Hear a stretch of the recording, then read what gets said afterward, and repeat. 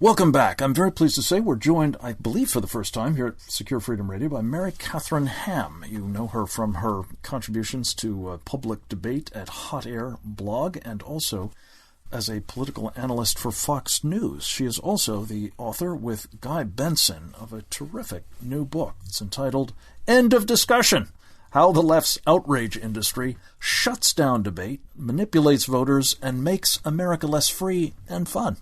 Mary Katharine, good to have you with us. Congratulations on this important new book. Well, thank you very much. It's been a pleasure to talk to as many people as possible, sometimes for the first time on their shows. I can't believe I haven't been on before. Well, it's our bad if you haven't. The point is that you're here with us now, and you've really hit such an important topic at such a timely moment, and I congratulate you for your perspicacity in anticipating it. Talk a little bit about what you're getting at with this idea that there is an outrage industry and how it operates. Yeah, well, Guy Benson, my co-author, who's also a Fox News contributor, and I have joked that it's paradoxically great for the book and terrible for America that we are so on point in this particular news cycle. I mean, since we've been talking about end of discussion and going around the country and discussing with people, this is a feeling that almost everyone feels, right? So as Guy and I were coming up in political commentary, we started noticing, certain subjects seem mighty off limits and seem more and more off limits and more scary to talk about in the public eye with so little grace for any mistake or any misplaced word.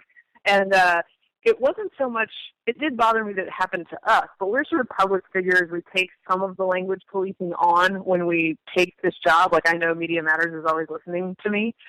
So I get that.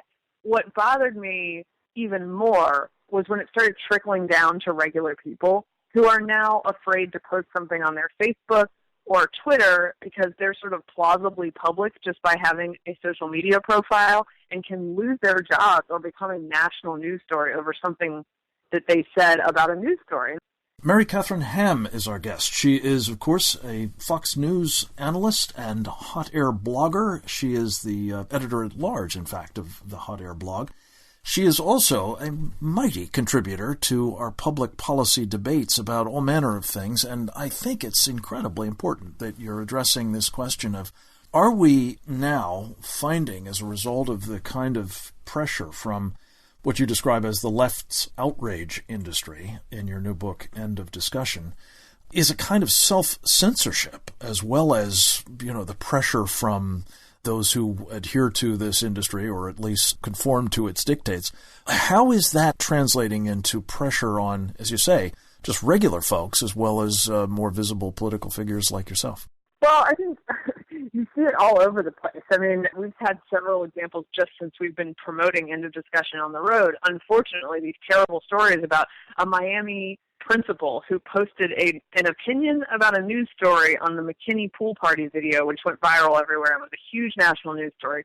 He posted a comment on the Miami Herald's website about that incident. He backed the cop. Some people happened to disagree with him. His comment was neither vulgar nor racist. There was nothing wrong with it except that he disagreed with the people who could make us think about it. And they got together and made us think about it, and he lost his job. So that kind of thing is really frightening, and it means that other people look at that, and of course their speech is chilled. They don't want to put just a simple opinion out there. And our argument in discussion is like, look, if you can't hold even a mainstream opinion about a news story, pro-traditional marriage is another one, which up until several years ago, and I think last Tuesday, Hillary Clinton held, and Obama sort of several years ago changed his mind. If you can't hold that opinion and also hold your job, how free is your speech?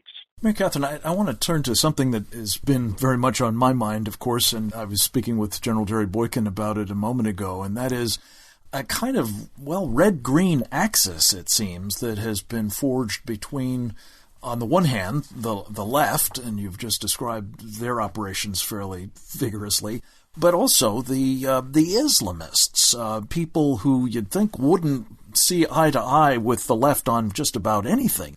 But what I wondered about is when you are analyzing what's happening here and this practice of essentially self-censorship, shouldn't we be very concerned that freedom of expression itself is at stake if, in deference to the sensibilities of Islamists, Islamic supremacists most especially, we don't talk about their efforts to bring their Sharia program here? Well, I think, yes. First of all, when it comes to free expression, yes, Islamists not huge fans of that. And it is interesting to watch the left align with people who will literally kill you for making a cartoon. And, liberals always say, and I've been on TV with plenty of them, who say, I'm all for free speech, but.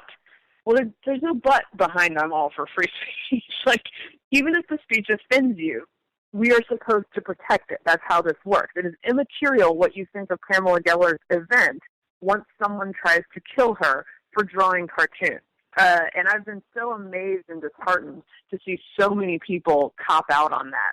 And so I think the left, in service to multiculturalism and respecting other cultures, except for, the conservatives that disagree with them in their own country politely, can't respect those people. But in service to sort of quote-unquote coexistence, they end up giving up some of our core values. And frankly, I think it's a lot easier to talk about how Indiana's RFRA law, religious freedom law, is endangering all of us and turning the clock back, which of course it's not, instead of talking about ISIS or Iran. Like, those are much harder things to talk about and much harder problems to solve than crushing Memory's pizza under your boot. But so important to do, as you say. And again, our guest is Mary Katharine Ham. We're talking about her marvelous new book, which is entitled End of Discussion. And one of the things that I've been struck by, Mary Katharine, is that we are kind of, endlessly hectored by the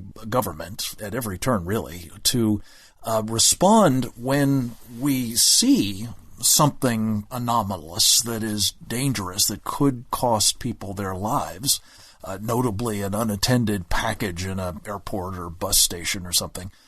But while we're told we must say something about that, when we're seeing these kinds of actions, these kinds of inroads really being made at the expense of our constitutional rights, we're being told, well, no, don't say anything about that.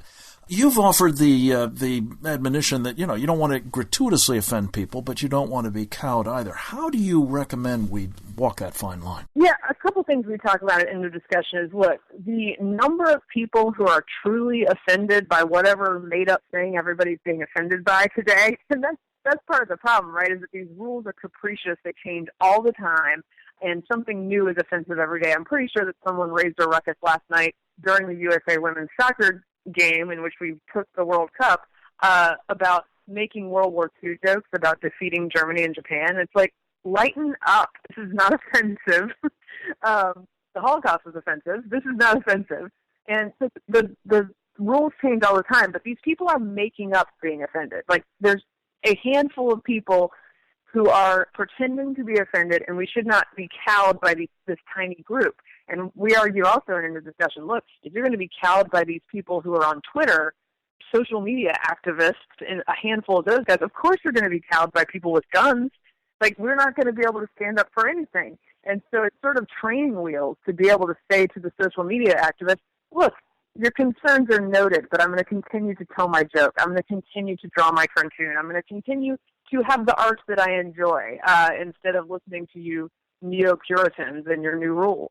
Bless you and thank you for that courage, and hope that you will inspire a lot of others to exercise it as well as you continue to make the rounds, not just here but elsewhere, Mary Katharine Ham, with your book, End of Discussion, How the Left's Outrage Industry Shuts Down Debate, Manipulates Voters, and Makes America Less Free and Fun. Come back to us again very soon, if you would.